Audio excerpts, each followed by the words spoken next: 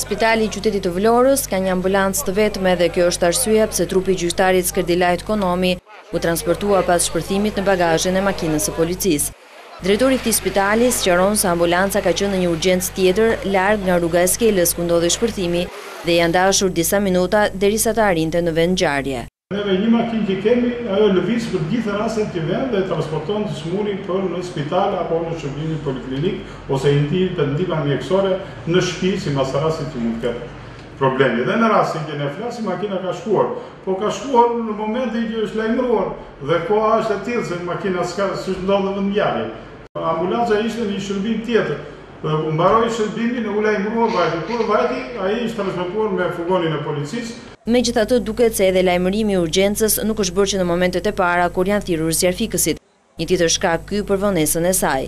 Vlora nuk është qyteti i vetëm ku urgjencat mbulohen vetëm nga një ambulancë. Edhe më parë, drejtuesit e spitaleve të rretheve janë ankuar për pamundësinë e përballimit të urgjencave që ndodhin në skajet e largëta të qytetit.